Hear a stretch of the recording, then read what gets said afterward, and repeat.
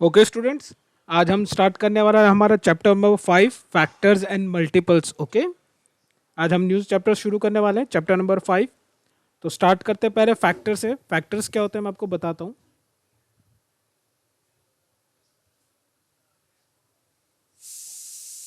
Suppose आपका number है 10, right. तो आप 10 को किस तरीके से लिख सकते हो? 10 को लिख सकते हो आप 5 मल्टीप्लाइड बाई 2। 5 मल्टीप्लाइड बाई 2 क्या होता है? 10। और क्या लिख सकते हो आप? 10 मल्टीप्लाइड बाई 1। इसका भी आंसर क्या आता है? 10 आता है, राइट। तो ये जो दो नंबर मिल रहे हैं आपको, 5 and 2, 5 and 2, तो ये क्या हो जाएंगे? फैक्टर हो जाएंगे किसके? 10 के। अगर मैं बोलूं कि 10 के फैक्टर्स कितने हैं? फैक्टर्स ऑफ 10, किन नंबर को, दैट इज फैक्टर मीन्स किन नंबर को मल्टीप्लाई करने पे आपको 10 मिलता है। तो मैंने देखा 5 and 2। 10 और 1 नहीं लिखेंगे क्योंकि 1 सभी नंबर का फैक्टर होता है, राइट। 1 सभी नंबर का फैक्टर होता है। It is a factor, it is a factor of every number. किसी भी नंबर का अगर आप फैक्टर फाइंड करोगे तो 1 उसका फैक्टर होता ही है। और 10, 10 तो खुद नंबर ही है जिसका फाइंड कर रहे, राइट। तो नंबर खुद का, number it self, number it self और 1, ये है क्या हो गया? हमेशा फैक्टर्स मिलेंगे आपको, राइट। तो ये ज़्यादा इतना इंपॉर्टेंट नहीं है। आप इस चीज़ को याद रखना कि नंबर जो खुद का फैक्टर भी होता है और 1 सारे नंबर्स का फैक्टर होता है, राइट। तो इनको हम गिनेंगे नहीं, कंसिडर नहीं करेंगे। हमारे लिए इंपॉर्टेंट क्या है? अलग नंबर जो दूसरे डिफरेंट नंबर्स हमें मिल रहे हैं। 5 and 2, तो यहाँ पे फैक्टर्स ऑफ 10, मैं अगर बोलूँ कि 10 के फैक्टर्स निकालो, दैट मीन्स फैक्टर मीन्स ऐसे नंबर्स, ऐसे नंबर जिनको आप मल्टीप्लाई करोगे तो आपको 10 मिले। तो कौन कौन से? 5 and 2, ये ऐसे दो नंबर है। एक और एग्जांपल लेते हैं, जैसे 12। 12 के फैक्टर्स निकालने, राइट। आपको एक नंबर दे दिया गया, फैक्टर्स निकालने। फैक्टर निकालना मतलब क्या? ऐसे नंबर जिनको मल्टीप्लाई करें आप, ऐसे नंबर्स जिनको मल्टीप्लाई करो आप तो आपको 12 मिल जाए। तो हमें पता है 3 × 4, इसका आंसर क्या आता है? 12 आता है। इसके अलावा आप कुछ और बता सकते हो कि किन दो नंबर को मल्टीप्लाई करें तो हमें 12 मिले? Yes, 6 × 2, correct. 6 × 2 भी हमें क्या आंसर देता है? 12 देता है।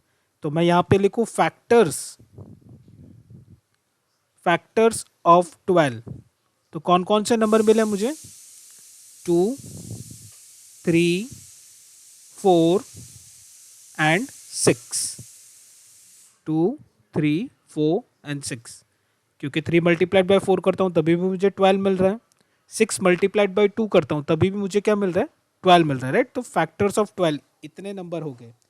अब इन सारे नंबर से, ये जो फैक्टर्स हमने फाइंड किए 2, 3, 4, 6, इन सारे नंबर से अगर आप 12 को डिवाइड करो, 12 है, अगर आप इसको 2 से डिवाइड करो तो आपको आंसर रिमाइंडर, दैट इज जब डिवाइड करते हैं किसी नंबर को यहाँ पे इस तरह से, 12 6 12 हमें पता है, राइट। तो ये जो नीचे वाला पोर्शन है इसको बोलते हैं रिमाइंडर। तो जब भी आप जिस नंबर के फैक्टर्स निकाले, जैसे मैंने 10 के फैक्टर निकाले, 12 के फैक्टर निकाले, जिस नंबर के आप फैक्टर्स निकाल रहे हो, अगर उस नंबर को उसके फैक्टर से डिवाइड करो, अगर उस नंबर को उसके फैक्टर से डिवाइड करो तो हमेशा आपको रिमाइंडर क्या मिलेगा? 0 मिलेगा, क्योंकि 12 ÷ 2 कितना होता है? 6, और उसका रिमाइंडर क्या आता है? 0। सिमिलरली अगर आप 12 को 3 से डिवाइड करो तो भी आपको रिमाइंडर क्या मिलेगा? 0, क्योंकि हमें पता है 12 कब आता है 3 के टेबल में? 3 4 जा, यहाँ पे मैंने 4 लिख दिया। 12 में रिमाइंडर 0 मिल गया मुझे यहाँ पे।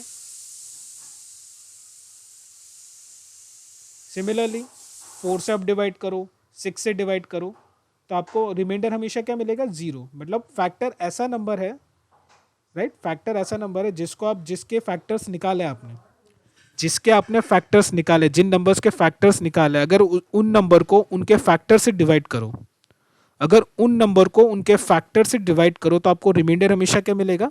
0 मिलेगा, राइट।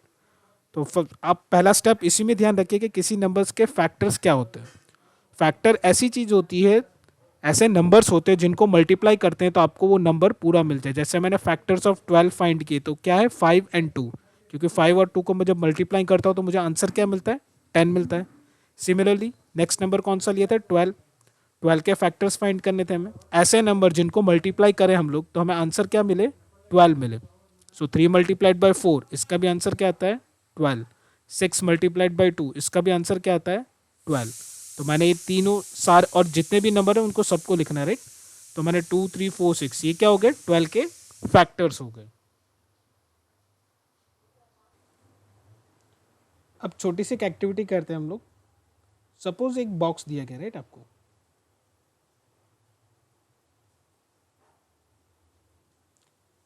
इस बॉक्स के अंदर मैंने कुछ बॉल्स रखे हुए हैं।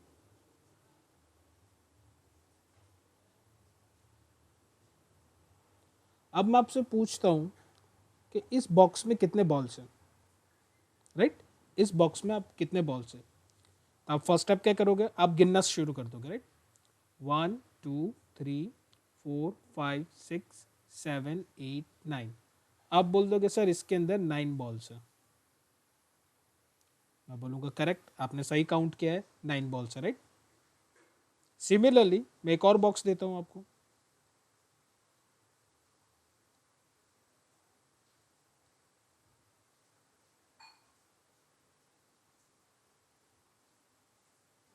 इसके अंदर भी मैं बॉल्स रख देता हूँ। अब मैं बोलूँगा इस वाले बॉक्स में कितने बॉल्स हैं। ये हमारा बॉक्स ए हो गया, ये हमारा बॉक्स बी हो गया, राइट। अब मैं बोलूँगा बॉक्स बी में कितने बॉल्स हैं। तो आप काउंट करोगे 1 2 3 4 5 6 7 8 9 10 11 12। आप बोल दोगे सर इसमें तो 12 बॉल्स हैं। मैं बोलूँगा करेक्ट, सही आंसर है। पर क्या ये सही तरीका है क्या काउंट करने का। जब भी जो वर्टिकल्स लाइंस है ना, इनको ये वर्टिकल्स लाइंस बोलेंगे। ये जो वर्टिकल लाइंस होती है ना, इन वर्टिकल लाइंस को हम लोग बोलते हैं कॉलम।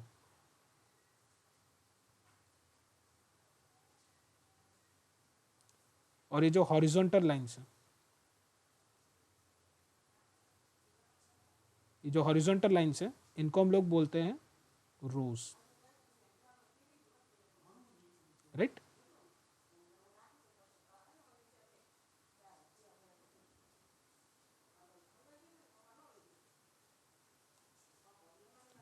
तो यहाँ पे देख रहे हो कॉलम में कितने कितने कॉलम है। ये कॉलम नंबर 1, ये कॉलम नंबर 2, ये column number 3, right. Similarly row count करेंगे, row number 1, row number 2, row number 3। आपने बहुत बहुत बार सुना होगा क्लास में जब टीचर आके बोलते कि रो जो लास्ट रो में बैठा हुआ स्टूडेंट है वो खड़ा हो जाए, या लास्ट रो में जो गर्ल बैठी हुई है खड़ा हो जाए, राइट। तो रो क्या होता है बताता है, एक पैटर्न है अरेंज करने का। यहाँ पे देख रहे हो ये कॉलम नंबर 1 है, कॉलम नंबर 2 है, ये कॉलम नंबर 3 है। सिमिलरली ये रो नंबर 1 है, 2 है, 3 है। अब यहाँ ध्यान से देखोगे तो 1 2 3 तीनों कॉलम में और तीनों रोज में क्या है इक्वल नंबर ऑफ बॉल्स है, राइट। यहाँ पे भी 3 है, यहाँ पे भी 3 है और यहाँ पे भी 3 है। इसी तरह से इस वाले रो में भी यहाँ पे भी 3 बॉल्स है, सेकंड वाले रो में भी 3 बॉल्स है और थर्ड वाले रो में भी 3 बॉल्स है। जब भी आपको कोई ऐसी चीज़ दिखे, बॉल्स या फिर स्टूडेंट, कुछ भी हो सकता है, बॉल हो सकता है, स्टूडेंट हो सकता है, नंबर ऑफ स्टूडेंट। जब सुबह असेंबली में लगते हैं तब सुबह असेंबली में भी तो सभी स्टूडेंट इसी तरह से लाइन में लगते हैं, राइट, एक के पीछे एक। जब भी अरेंजमेंट, इसको बोलते हैं अरेंजमेंट, राइट। तो जिसी तरह से इस तरह से कोई भी ऑब्जेक्ट अरेंज किया हो, या बॉल्स हो या स्टूडेंट्स हो या बुक्स हो, जहाँ पे रो और कॉलम, रो और कॉलम में अगर इक्वल नंबर ऑफ आइटम्स रखे हो, इक्वल नंबर ऑफ ऑब्जेक्ट्स रखे हो, तो उनको काउंट करने के जगह, जैसे अभी हम लोग कैसे काउंट कर रहे थे कि इस बॉक्स में कितने बॉल्स है, तो हम लोग काउंट करते हैं 1 2 3 4 5 6 इस तरह से, राइट। इस तरह से नहीं करके मैथ्स में एक इजी वे है, इजी तरीका है इसको काउंट करने का। वो है, आप देख लो यहाँ पे कितने रोज हैं 1 2 3, 3 रोज हैं 1 2 3, और कॉलम कितने हैं 1 2 3। तो आपको फाइंड करना है कि टोटल बॉल्स कितनी है। तो आप क्या करो, कॉलम को रो से मल्टीप्लाई करा दो। कितने कॉलम है? 1 2 3, 3 लिख दिया मैंने। कितने रोज हैं? 1 2 3। अब ये आप कब कर सकते हो? जब रोज में, राइट, जब रोज में और कॉलम्स में इक्वल नंबर ऑफ चीजें हो, इक्वल नंबर ऑफ, जैसे यहाँ पे कॉलम में 3 है, राइट, तीनों कॉलम में 3 3 चीजें हैं और यहाँ रोज में 3 3 बॉल्स है, राइट, तभी तभी ये चीज अप्लाई होगी। आप क्या करोगे? जितने भी रोज दिए गए हैं, जितने भी रोज दिए गए उनको मल्टीप्लाई कर दो जितने भी कॉलम दिए गए। सो 3 मल्टीप्लाइड बाई 3, इसका आंसर कितना आता है? 9। हमने तो काउंट करके देखा था 9 बॉल्स हैं। चलो एक बार दूसरे वाले बॉक्स में चेक कर लेते हैं। पहले देख लो कॉलम कितनी है? 1 2 3 4, ये 4 कॉलम्स हो गई। अब रोज कितने हैं? 1 2 3। अब हमें पता करना है कि इसमें कितने बॉल्स है। अब देखो यहाँ पे इक्वली डिस्ट्रीब्यूटेड है, राइट, 4 कॉलम है और 3 कॉलम। यहाँ पे बीच में कुछ मिसिंग पार्ट नहीं है, यहाँ पे कुछ मिस नहीं होना चाहिए, इक्वल नंबर ऑफ पार्ट्स होने चाहिए, राइट। तो मैंने क्या कहा था कि कॉलम को मल्टीप्लाई करा दो किससे? रो से। कितने कॉलम है? 4 कॉलम है। कितने रो है? 3 रो है। 4 मल्टीप्लाइड बाय 3, इसका आंसर कितना आता है? 12। हमने अभी काउंट करके देखा था। तो इससे कितना आपका फास्ट आंसर निकल गया? आपको काउंट करने की जरूरत पड़ी क्या?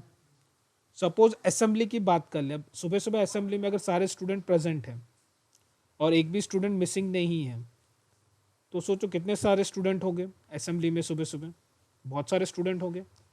अगर आपको कोई आके पूछे कि बेटा आपके स्कूल में कितने स्टूडेंट हैं, तो आप क्या एक एक स्टूडेंट को गिनने जाओगे? तो ऐसा तो आपका पूरा दिन चला जाएगा। तो आप क्या करोगे? आप रोज को गिन लोगे, कितने रोज हैं, और आप कॉलम को गिन लोगे, कितने कॉलम हैं। और जो कॉलम और जो रो का आंसर आएगा उन दोनों को मल्टीप्लाई कर दोगे और आप बोल दोगे कि सर इतने स्टूडेंट हैं हमारे स्कूल में, राइट। तो एक तरीका होता है फाइंड करने का।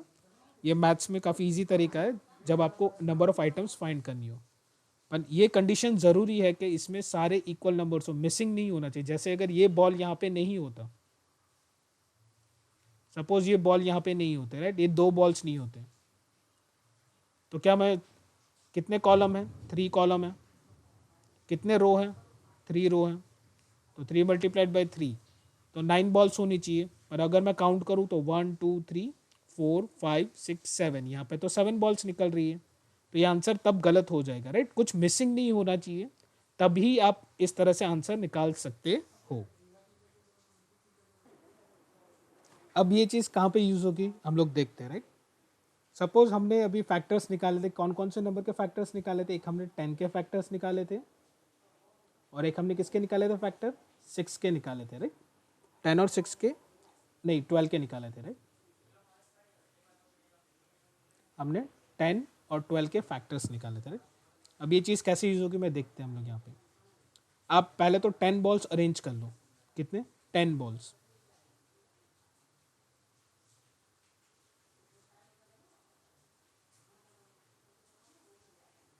ये कितने बॉल्स हो गए? 1 2 3 4 5 6 7 8 9 10, राइट। ये आपने क्या है, 10 बॉल्स अरेंज कर दिए। अब बॉक्स में आपको इसको अरेंज करना है, राइट। तो मैं इसको इस तरह से भी अरेंज कर सकता हूँ।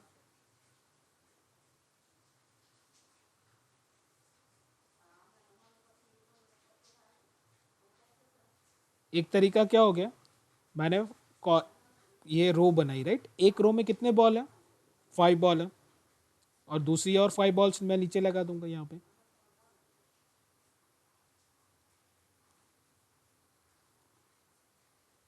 तो एक रो में कितनी बॉल्स हैं? 5। एक कॉलम में,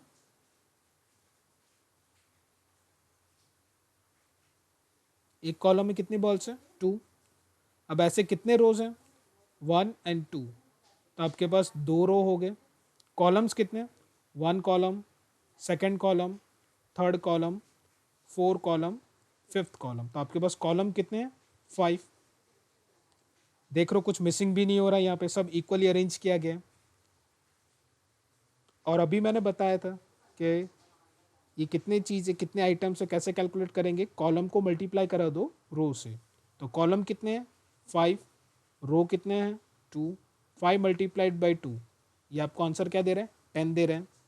और अभी हमने पता किया था कि 5 और 2 क्या है, फैक्टर्स है किसके 10 के। तो यहाँ पे जो ये 10 नंबर जो था स्टार्टिंग में, जो ये 10 नंबर्स हमने लिए थे, इसको हम लोग और किस तरह से बना सकते थे, इस तरह से बना सकते थे 5 मल्टीप्लाइड बाई 2।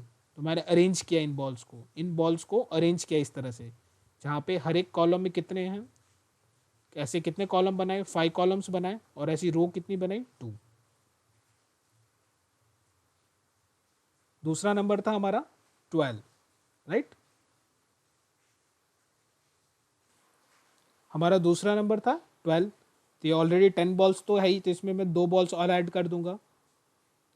तो कितनी बॉल्स हो गई 12 बॉल्स हो गई, राइट।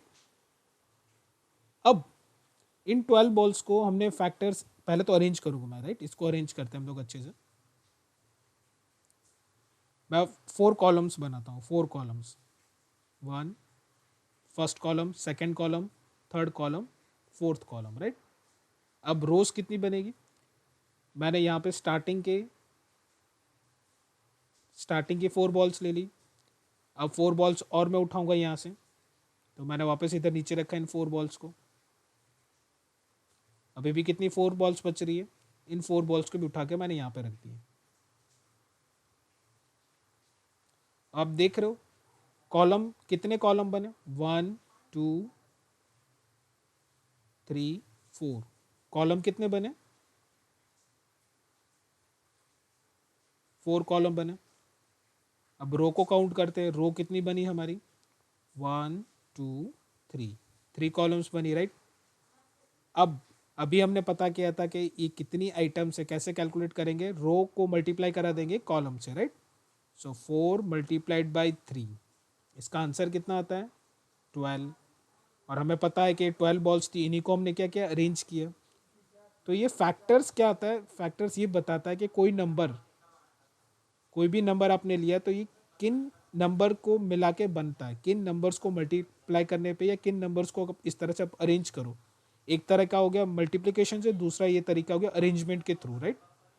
इनकी मदद से आप पता कर सकते हो कि कोई नंबर कैसे किसी और नंबर के मल्टीप्लिकेशन से या अरेंजमेंट से बनता है, राइट। आप होमवर्क के लिए क्वेश्चंस ले लीजिए। 8 14 और 20, इन 3 नंबर्स के आप फैक्टर्स फाइंड करना, राइट। इन 3 नंबर्स के आप फैक्टर्स फाइंड करना और इनको अरेंजमेंट करके भी देखना। अगर आप इस तरह से मल्टीप्लिकेशन से आपको आइडिया नहीं लग रहा, तो आप इस तरह से अरेंज करके भी देख सकते हो, राइट। पर याद रखना जब भी आप बॉल्स को अरेंज करो तो इक्वल नंबर ऑफ बॉल्स होने चाहिए, राइट, कोई मिस नहीं होना चाहिए। आप इस तरह से अरेंज कर दो, सपोज 8 वाला एग्जांपल ले लो, आप इस तरह से अरेंज कर दो 1 2 3, आप 3 कॉलम बना रहे हो, राइट, 8 बॉल्स है। वापस एक और सेकंड रो में 1 2 3, अब 6, अभी 2 बॉल्स बची यहाँ पे, तो 8।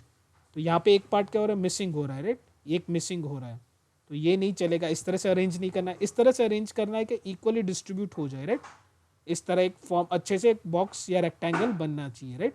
इस तरह से आपको अरेंज करना है। तो आप 8 14 और 20 इनके फैक्टर्स भी निकालो, राइट। फैक्टर्स निकालने के लिए आप क्या मल्टीप्लिकेशन की मदद ले सकते हो या फिर इस बॉल का अरेंजमेंट करके, आप दोनों तरीके से चेक करना है, राइट। ये आपका होमवर्क क्वेश्चन हो गया।